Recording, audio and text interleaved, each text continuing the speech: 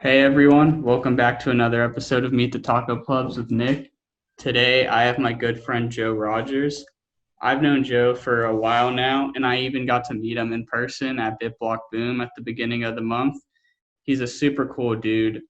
Everyone loves him on Twitter. I've literally never heard anyone talk bad about him. So his link to his Twitter will be in the description below. You got to give him a follow.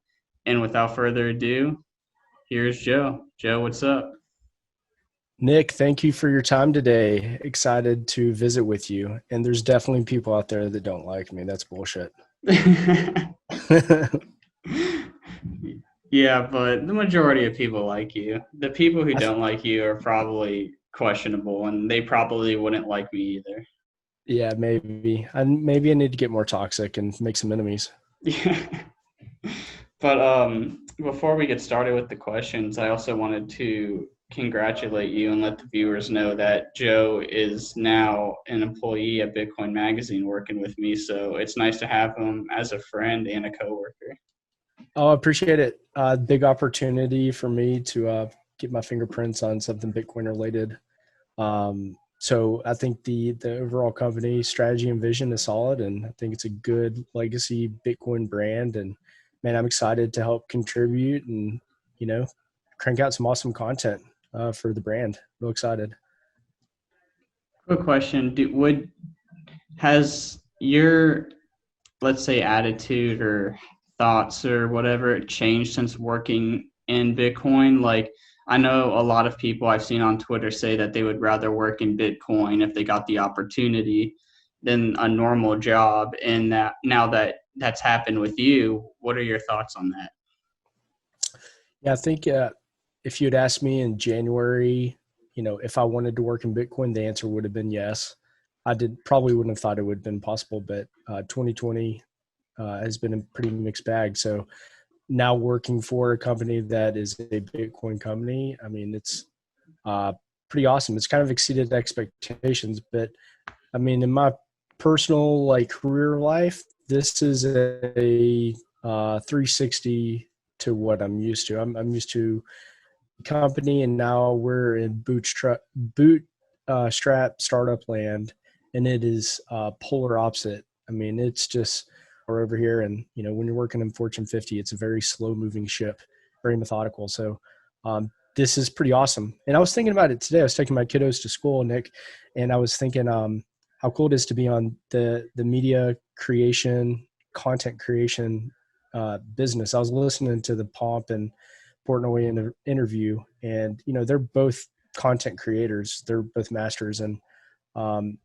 I don't know, just being part of an engine that is creating content is pretty damn awesome. I feel you, man. I feel you. If you would have asked me at the start of the year, where I'd be as well in this space in terms of career wise, I never would have guessed that I would have ended up here as well. Yeah, But no doubt. that leads me to my first question is, you've come such a long way in such a short period of time, but how did you even find Bitcoin and fall down the rabbit hole? Uh, I've told the origin story on a different podcast, but I'll tell the quick version of it. And I heard about it in 2013. I had just gotten married, had kiddos. Actually, the year was 2014, and we had all these like baby pictures and baby videos and wedding pictures. Our whole life on this little NAS, which is network attached storage. And one day I go to log into the NAS, and the web page pops up and it says, "You've been hacked.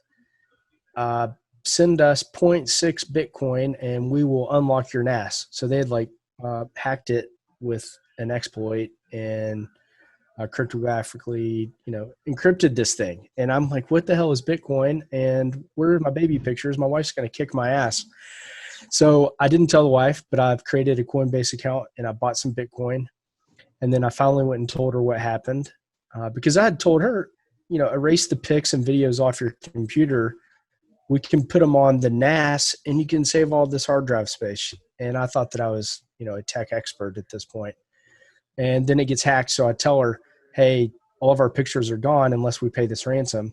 and she looks at me and tells me I'm a dumbass. And she didn't take my advice. She kept all the pictures on her computer against my advice. So all the pictures were safe.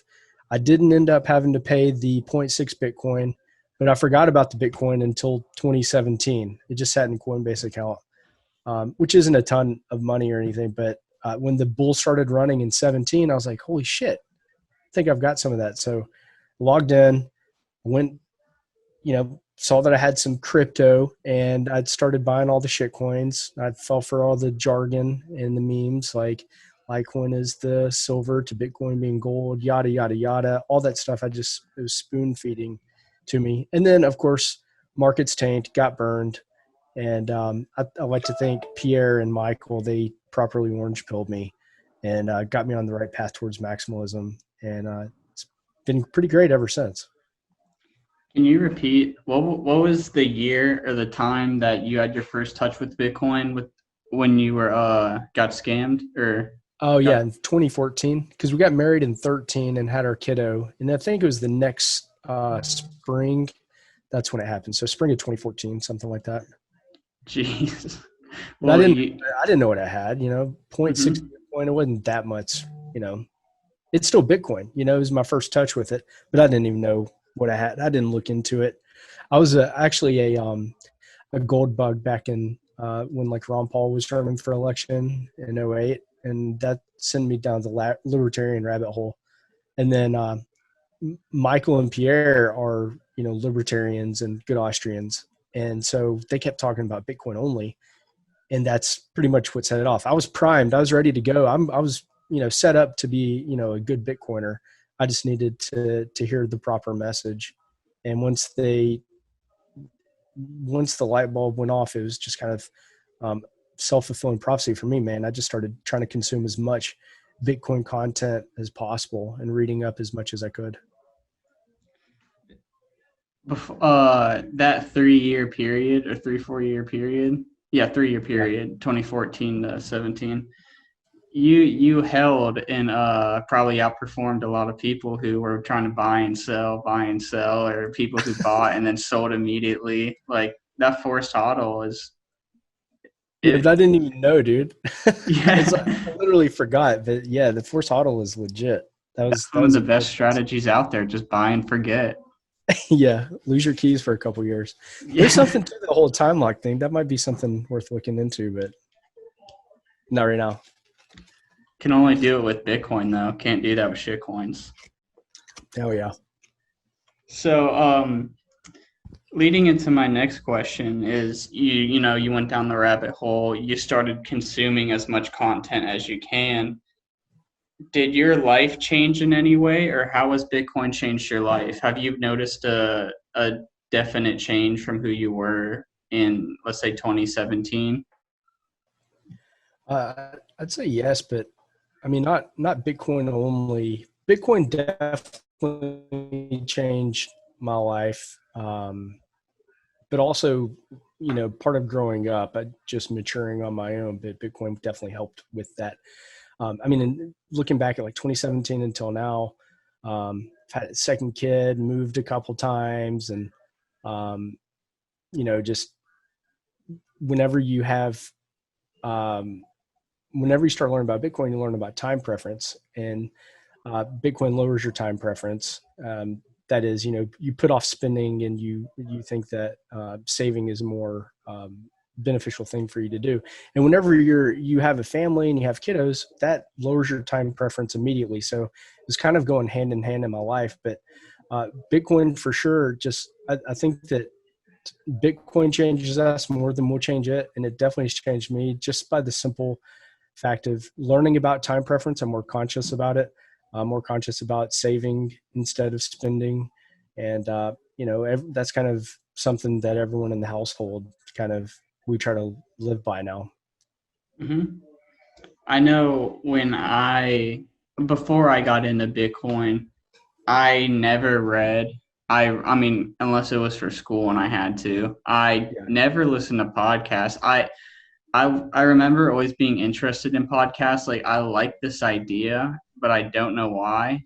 and I don't know why so many people listen to podcasts. Like, why not just blast music in your car all day or whatever?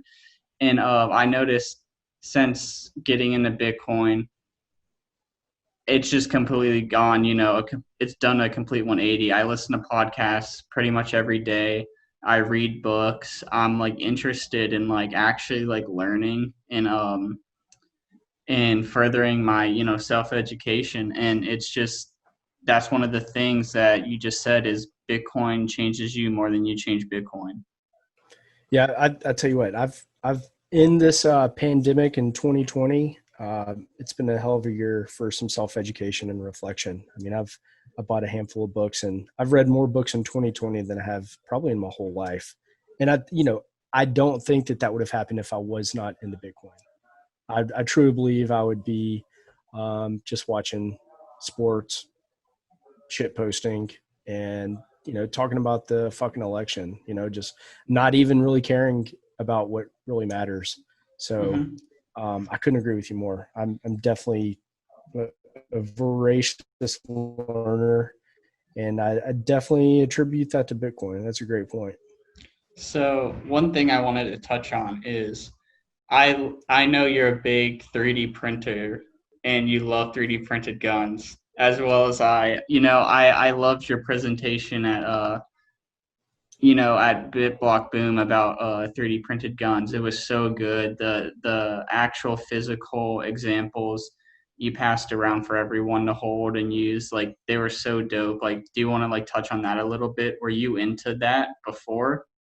No, no. I mean, I've always been like a Bill of Rights guy, and learning about Bitcoin and cryptography and understanding what free and open source means to the world and its implications on the world. And then, whenever you add cryptography to it, like this is so exciting because the state can't fuck with this. The state cannot, you know, Bitcoin is safe because of cryptography, and this it's something that's out of the reach of the state. And then you talk free and open source, so that applies to Bitcoin, but also applies to 3D printed guns. I mean, the files are out there. It's kind of like genie's out of the bottle, and so I was always into liberty and the Bill of Rights, and definitely owned and used firearms.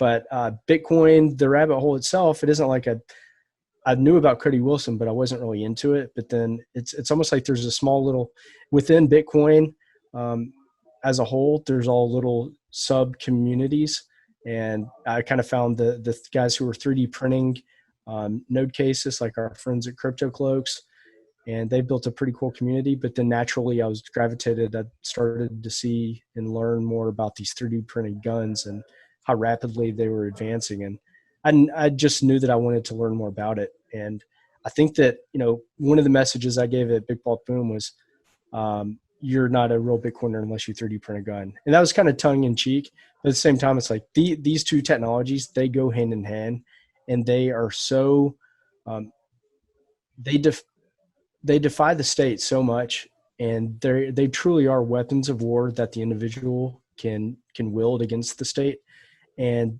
you can't stop the signal of Bitcoin or 3D printing guns. So they both get me super jacked up and excited to think about the implications, because the state that they're literally living in the past trying to regulate both Bitcoin and 3D printing guns. And they need to understand that they can't change these technologies. They're genie's out of the bottle, man. So I'm so excited. I think that they're essential to um, our freedom and our liberty moving forward. I love that answer.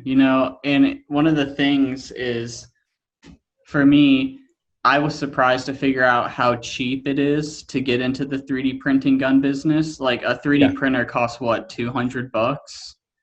Yeah. Super cheap. I mean, they're sub 200 now. The one that is recommended um, is called the Ender 3, and you can get it on AliExpress straight from China for like 170 US dollars.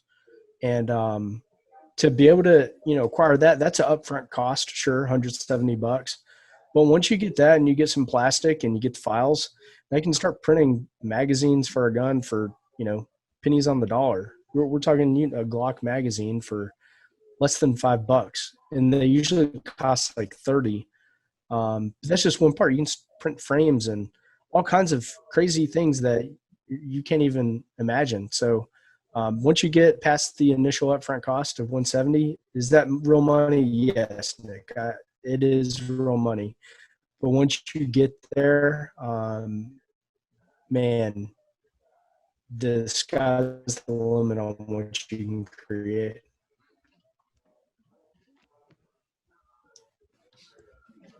I Hello, think you one there? other thing I might want to share with you guys is maybe in the show notes, Nick. I'm here. Can you hear me? Nick, you Yeah, I there? can hear you. Okay. I was talking to myself. I don't know if you could hear me, buddy. Can you hear My me? yeah, my connection just went out, but you're good. Keep going. Okay. I was going to say something worth sharing might be all the research and assets from my presentation. We can share that in the show notes. And if you're listening and you just want to go check it out, if you go to the website guns.team, all the stuff that I've been talking about is listed there. Yeah, I can definitely add that in because I mean I'm sure the viewers will want to check it out, but I want to check it out again as well. Sure, man. Yeah. So, leading into my next question, what is your best Bitcoin pitch? How do you best explain Bitcoin to someone? And I know this can kind of be an open-ended question since so many people come from so many different backgrounds and ages and stuff, and you kind of Yeah. need like a different pitch for each person. But what do you do? How do you try and orange pill people? Well, I've actually chilled out on chilling it so hard, man, for a long period, like all of 19 and part of 20. I was just yelling at people from the rooftops about Bitcoin, and now I'm like chilling a bit more lightly. That being said, I think that I think you have to understand a little bit about money before you can even start to understand Bitcoin. If you start talking about mining and finding blocks and shit like that, man, you're gonna get someone uninterested very quickly. But in 2020, I think the government's done a hell of a job to help us with the pitch, and I think just explaining money printer go burr, I think that is a very effective meme to understand that the government can literally devalue money via inflation at will, and they will do it in an exponential way, which we're seeing in 2020. So I think if I was going to try to orange pill somebody, I mean, I think that would be what I lead with. This, Bitcoin is um, it's fuck you money. It's money for the people by the people, and the government can't touch it.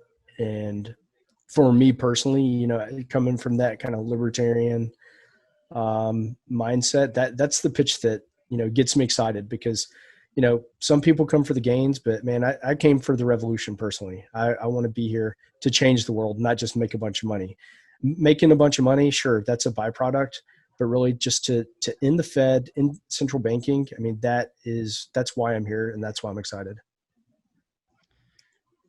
I know when I came into the space, as I'm sure a lot of other people did, I got super impressed by number go up, and I was like, oh my god, I can get so rich. And then Yeah. over time, you kind of learn number go up is just the icing on the cake. It's really what why Bitcoin was created. How it gives us freedom. Why the reason why we have Bitcoin is so important that you get so into that and you become obsessed with it over time, and after a while it's like you want to get rich obviously, but you don't want to get fiat rich, you want to get Bitcoin rich. Yeah, I want my stack to grow. A tweet I said a while back was, I came for the gains and I stayed for the discipline. Mm-hmm. Because, and what I mean for that is like the number go up pulled me in to Bitcoin specifically, but then the discipline is time preference and learning and being patient, staying humble, like all of those disciplines is what I stayed for. Hmm.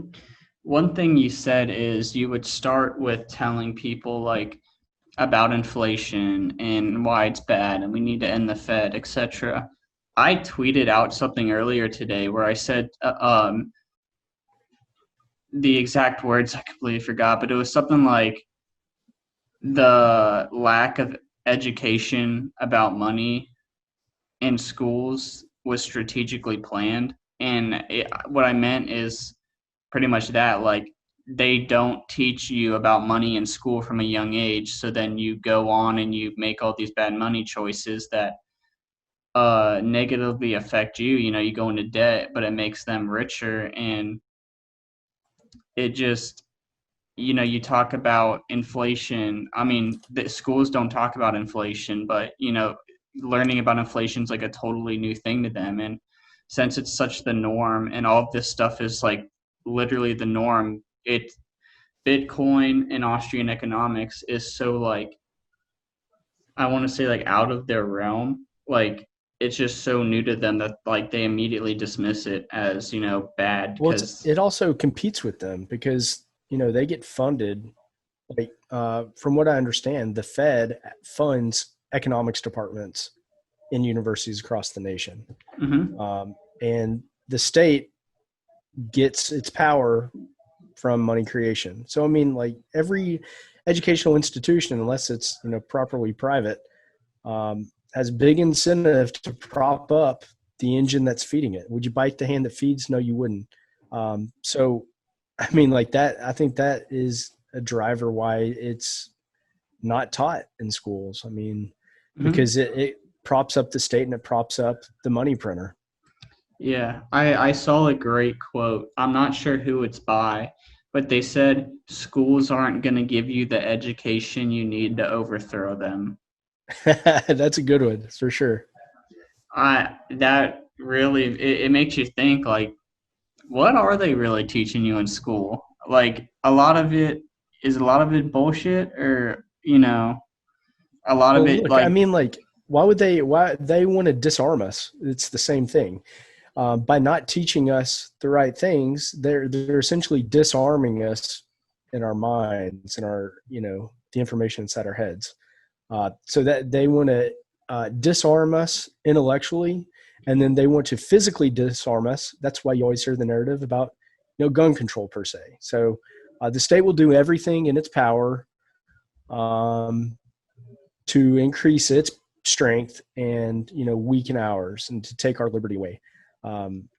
This, ever since the founding of America, the state immediately began chiseling away because every year new laws are passed, and with each law, it's more regulation. Period. And regulation means less liberty and less rights. At least that's the mhm. way I feel. I see it as like just brainwashing from a young age into thinking, you know, like slowly chipping away at these kids and making, you know, whatever they want the norm. And then it's like as soon as you go outside that norm and, you know, let's say you go with Bitcoin, it's like, oh, well, you fell for a scam because I've been told my whole life that, you know, from the government that this is the way things should be. And it's just all bullshit. Yeah, for sure, man. I feel the same way. I mean, that's like a bit conspiracy theory, but I'm all for a good conspiracy theory, Nick. I'm all in on that. hmm So, one, I have two more questions. For Sure. you, what is the most amazing thing about Bitcoin? Mm. Well, th- man, this is a tough one, right? There's a lot of things, Yeah. Nick. I think that the magic of number one, I think Bitcoin is a weapon of war.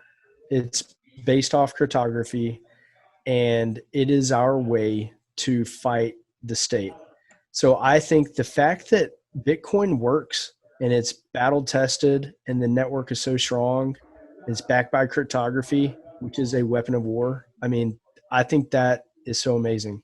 I mean, the first time I made a transaction and to my own node and verified it, that was magic. And I continue to have very cool experiences like with Lightning Network. But to answer the question, I think the most cool and powerful thing is the cryptography, the true crypto nature of Bitcoin is the coolest part. What do you Okay. think? That's actually the first time I've heard that answer here. Normally people say like number go up or the freedom. A lot of people talk about the freedom of it, and I normally do as well. I love the freedom of it that no one can fuck with my money, that I have money that no one else can go hyperinflate or, mass inflate past 21 million coins. Sure. Yeah. I mean, I think that's implied in the cryptography, essence of it. I that part makes me real excited too. Don't get me wrong. Mm-hmm. Dope. So my next question is, what is your price prediction for New Year's 2021, as well as what do you think Bitcoin will be at the fourth halving? I think just looking at the previous charts. Okay, so we're talking essentially a year and 3 months away. That's the first price prediction. I think that definitely more than 100K in a year and a half. Definitely more than that. And I don't think it's crazy by the next epoch um, for Bitcoin to have touched. I can't give you the exact price on the fourth halving because it usually dumps, but it will have touched 500K on at least one day. Okay, I'd be Is happy that with those bullish enough? numbers. Okay, I don't know. I mean, no, that's in my opinion, that's bullish enough. I know a lot of other people would disagree with you. I know young Jackie, he he said 10 million. In 4 years. Yeah. I mean, Yeah. I'm not sure if I agree with that. I wouldn't, be upset if that happened. I don't think it will, but I think 500K in 4 years is definitely more believable. Yeah, well, um, I like Jackie's number too. Don't get me wrong, but I don't know. Just I was looking at the charts the other day, thinking about just looking through each cycle, how much the price grew through each epoch, and I don't know. I feel like that number. I think a lot of people on Twitter would probably agree with you. Yeah. Do you look at the stock to flow chart often? I know there's multiple ones out there.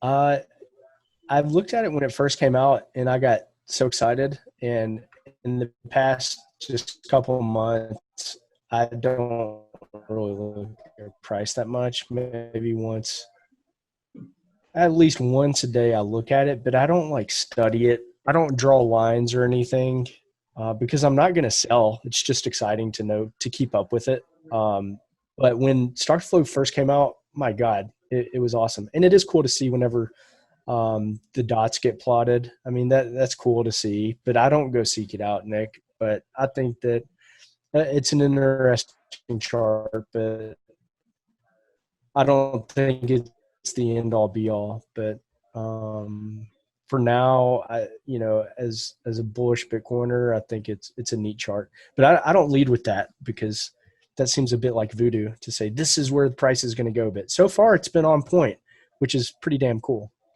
Hmm.